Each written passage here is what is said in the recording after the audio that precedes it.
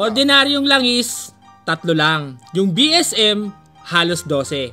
Yes, classmate, base to dun sa friction test na ginawa natin.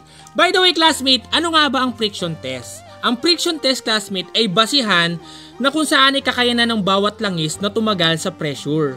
Bawat plate na nilalagay dito ay tinatawag na pressure time.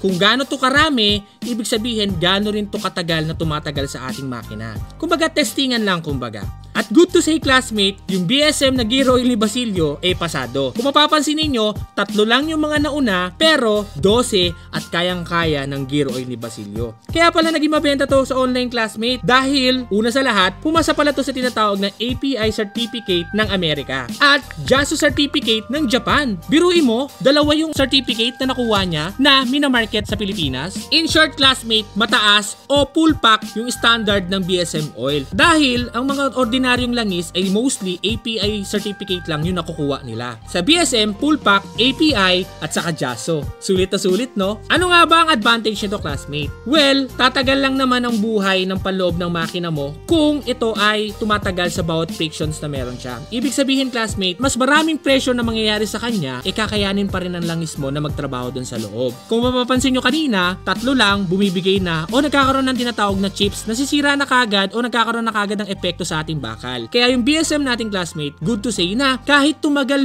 pa na hindi ka magpa-change oil o hindi mo palitan to, iikot o magtatrabaho pa rin siya doon. O diba? Good to say yun, classmate. Nalulubricant ang panggilid mo na hindi ka masyado nagpapalit. Well, classmate, ang advantage lang naman nito, classmate, ay mabubuhay ang panloob ng makina mo. Dahil kahit magkaroon ng pressure o sa tagal ng paggamit mo neto, ay kakayanin pa rin ang langis mo na maglubricant. In short, classmate, tatagal at hindi basta-basta mabubungi yung mga bakal ng mga gearings mo. Kaya masasabi kong sulit kapag ito ang ginamit mo, classmate. O diba, classmate? Kaya kung ikaw naging interesado ka at na-attract ka dito, pwede ka umorder sa comment section kasi kami napatunayan na namin na maganda. Baka ikaw, kailangan mo rin mapatunayan. Kaya order ka na dyan sa yellow box o order ka na dyan sa baba. Sulit na sulit to.